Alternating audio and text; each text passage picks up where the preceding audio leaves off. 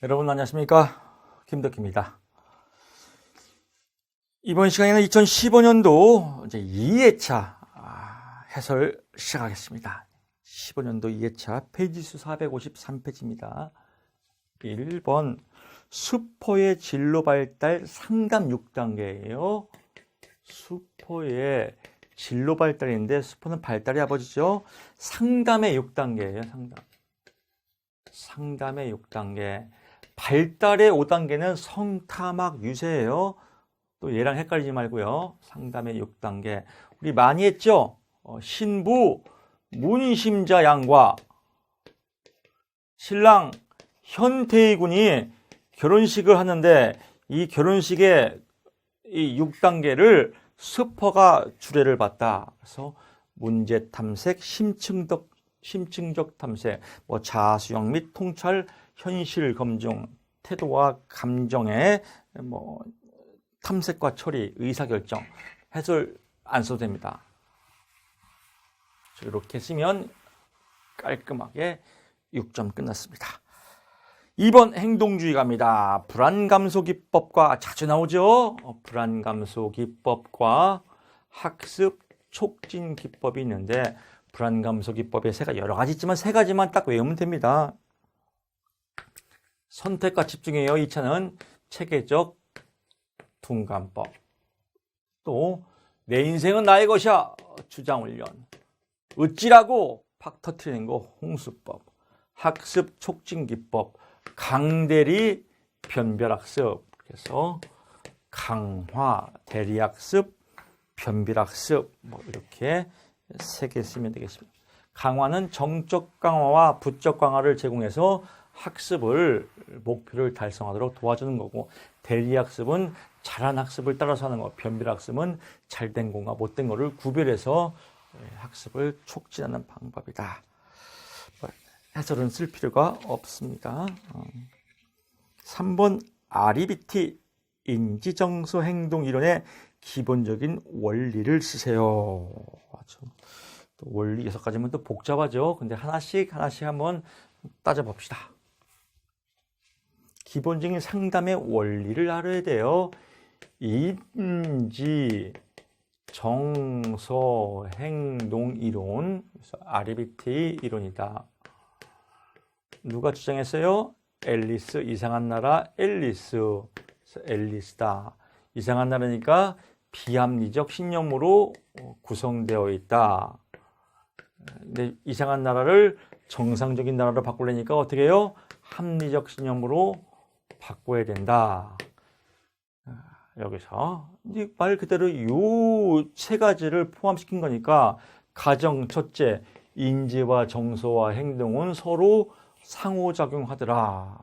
그대로 지가 나왔지 않습니까? 답이. 또 가장 좋은 건 뭐예요? 일단 대가리가 제대로 돌아가야 될 거 아니겠습니까? 그래서 인지, 정서, 행동 중에서 제일 중요한 건 인지가 가장 중요하다. 쓰고요. 역기능적 인지, 즉 비합리적 신념은 정서장애의 중요한 결정 요인이다. 당연하겠죠. 인지정서에 대한 상담은 과거보다 현실을 더 중요한다. 현실 속에 있는 거니까요. 또 신념이나 인간의 의지는 쉽게 이루어지지 않지만 변화된다고 생각한다. 논박 있죠? 논박을 통해서 변한다. 그래서 잘못된 인지정서 행동은 논박을 통해서 변화될 수가 있다. 또 비합리적 사고는 유전적, 환경적 영향을 받는다. 그래서 유전인자에 따라서 영향을 받는다. 이런 거 쭉쭉 쓰면 됩니다. 생각 안 나면 이승에서 이렇게 또 골라 쓰면 돼요. 인지정서 행동은 비합리적 신념이 신념을 합리적 신념으로 옮기는 과정이다. 이것도 정답이겠죠. 그래서 인지정서 행동과 관계된 내용을 쓰면 된다. 책에 있는 답도 그렇게 어렵게 이해가 안 되진 않을 것 같아요. 쉽게 제가 써놨으니까 어떤 의미인지만 알면 여러분들이 답안지 작성할 때는 그렇게 어렵지 않을 거예요. 인지정서 행동은 서로 상호작용. 그 중에서 가장 중요한 건 인지. 잘못된 비합리적 신념은 학습을 인지를 행동 수정 논박을 통해서 수정될 수 있다. 뭐, 과거보다는 현실에 초점을 맞춘다. 또 변화된다. 뭐 유전적 영향을 받는다. 또 환경적 영향을 받는다. 뭐 늘 빼도 되겠죠. 4번 갑니다. 한국 표준 직업분리에서 직무의 유사성 기준. 이건 처음 나온 문제예요. 직무의 유사성. 직무가 서로 유사해요. 직무 내용이 서로 유사성을 갖고 있을 때 이것들의 유사성 기준 4가지를 쓰시오 이렇게 나왔어요. 그래서 직무에 어떤 것들이 유사하냐, 유사한 걸 분류하는 거예요. 분류할 때 어떤 기준으로 분류하냐 이거예요. 방법이. 그래서 1번 직무를 수행하는 사람에게 필요한 지식, 경험, 기능, 뭐 지식이나 뭐 기술에 의해서 같은 유형끼리 이렇게 묶는다. 2번째, 직무 수행자가 입직하기 위해서 필요한 요건. 어떤 조건을 갖고 입사했냐. 대부분 입사한 사람들의 실력은 뭐 비슷비슷하지 않습니까? 성향이나. 그래서 이렇게 입직하기 위한 필요 요건. 회사에 들어가기 위한 입직하기 위한 필요 조건. 3번 직업 종사주로 일하는 기업의 특성. 즉 기업이 어떤 기술적 특성을 갖고 있냐. 여기에 따라서 유사성이 다 나눠지겠죠. 또 생산 과정에서 필요한 최종 생산물. 어떤 걸 만드냐. 한 제품을 만들려면 서로 비슷한 기술력이나 직무가 나오겠죠. 그래서 4가지. 요거는 새로 나왔으니까요. 이게 2015년도 2회차 문제거든요. 그래서 이런 문제는 한 3년 정도 주기로 나와요. 참고하시고요. 보통 인삼도 빠를 때는 승질 급할 때는 3년근, 또 착할 읽을 때는 6년근 이렇게 나오지 않습니까? 그래서 신출 문제는 이렇게 한 3년근, 6년근 뒤에 나오더라고요. 바로 연달아는 안 나옵니다.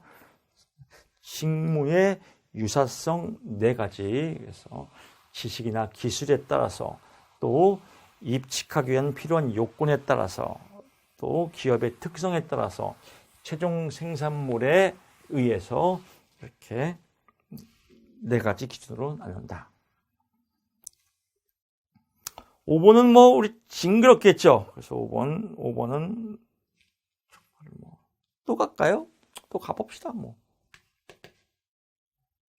총 인구가 있고 안 나올 데가 없어요. 생산 가능 인구가 있고 15세 이상 인구죠. 여러분도 눈 감고도 쓸 거예요. 경제활동 인구가 있고 비경제활동 인구가 있고 경제활동 인구는 실업자가 있고 더하기 취업자가 있고 똑같죠.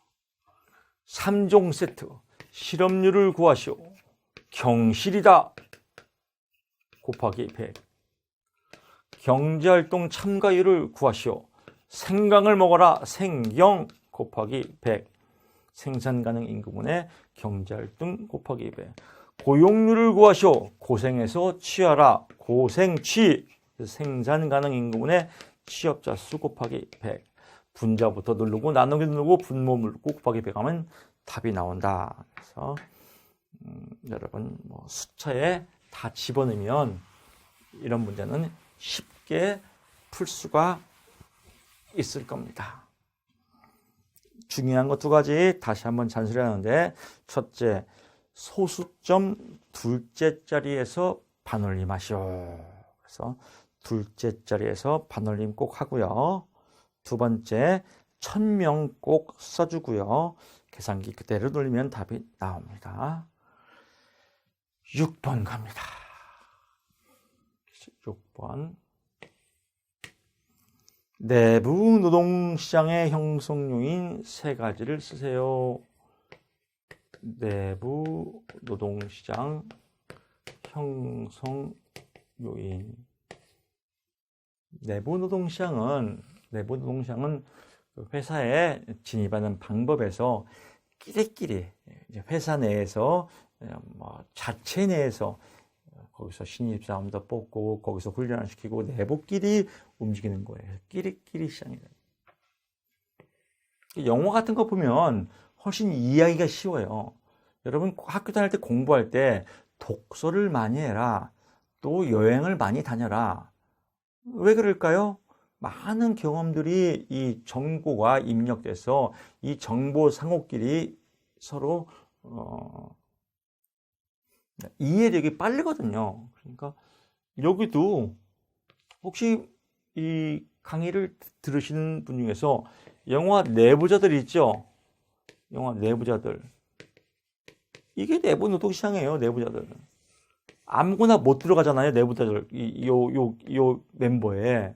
뭐 정치인들, 뭐 언론사, 뭐 검사, 뭐 이런 것들, 이런 애들만 들어갈 거 아니에요? 끼리끼리.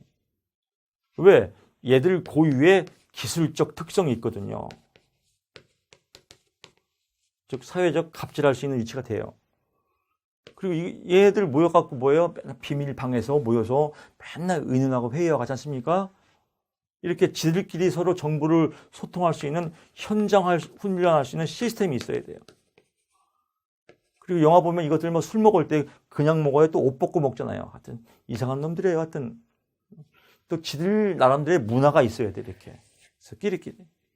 또 문화와 관습.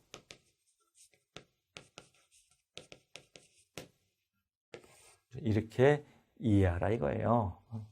아, 이렇게 서로 끼리끼리 어울리는 것들이 내부 노동시장이구나.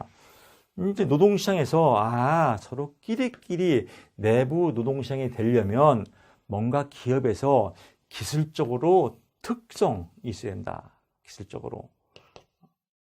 그냥 평범한 회사 같으면 안 된다. 뭔가 기술적 특성을 위한 숙련의 특수성. 숙련의 특수한 기술력이 있어야 되네. 특수한 기술력이 있어야 내부 노동시장이 된다는 거예요. 또 이거를 특수한 기술력을 전달할 수 있는 시스템이 갖춰져야 된다. 또 조직에 전통적으로 내려오는 문화와 관습이 있어야 된다. 내부 노동시장에 이렇게 많이 나와요. 형성 요인. 6번 했고요. 7번 갑니다. 고임금 경제가 존재할 경우, 자, 문제를 풀어볼게요. 7번. 고임금 경제. 고임금 경제라는 것은요, 평균 임금이 아니라 말 그대로 고임금을 받는 거예요. 왜 고임금을 받아요? 인적 자본량이 많기 때문에. 왜 회사에서 고임금을 줘요? 우수한 인재를 뽑았기 때문에 효율적으로 부려먹기 위해서. 그래서 효율성 임금 제도다. 인적 자본량이 많은 사람들, 즉 인재를 뽑았다 이거예요. 고임금 경제는 인재를 뽑았다 이거예요. 인재를 뽑아놓고 금방 자를까 안 자를까요? 안 자르겠죠. 고임금 경제가 아니에요. 뭐 좀 심하게 얘기해서 그냥 비교하는 거예요. 노가다예요. 노가다는 뭐 고임금 경제가 아니니까 얘를 노가다 하다가 뭐 기분 나쁘면 김씨 내일 나오지 마. 뭐 이렇게 할 거 아니에요. 그래서 고용에 미치는 효과는 고임금 경제가 발생을 하면 고용, 노동 수요죠. 노동 수요. 일자리는 비탄력적으로 움직이며, 즉 일자리의 움직임이 안정적이라는 거예요. 일자리 감소가 줄어들고, 또 고임금 경제가 존재하지 않으면 노동 수요는 탄력적으로 움직이겠죠. 회사에서 주물딱주물딱 할 수 있으니까 결국은 일자리가 많이 감소하겠죠. 그래서 조금 더 쉽게 설명하면 고임금 경제가 발생되면 고임금 경제가 임금이 상승되더라도 일자리의 감소가 줄어들 것이며, 고임금 경제가 발생하지 않을 경우에는 임금이 상승될 때는 일자리 감소가 많이 늘어난다. 이렇게 쓰면 깔끔한 답이 되겠습니다.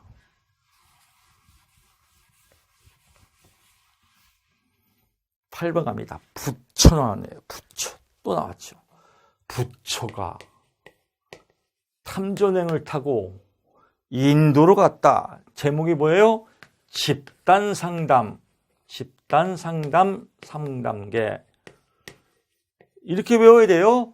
부처의 집단상담의 3단계. 부처 이렇게 외우면 안 되고요. 부처가 뭐야? 그건 몰라요. 부처 핸섬이에요? 부처가 집단상담을 할 때 어떤 단계로 이루어지냐? 그러니까 집단에서예요. 집단. 키워드가 탐전행이다. 그래서 탐색 단계, 집단원끼리 탐색할 때, 집단 상담할 때 나를 개방하고 자기 개방, 또 자기 개방을 통해서 흥미와 적성을 탐색하고 흥미와 적성을 탐색한 것을 또 집단원끼리 피드백하는 단계를 의미한다. 전환 단계, 직업세계, 자기 가치와 직업세계를 연결시켜서 피드백 간의 불일치를 해결하는 단계를 의미한다.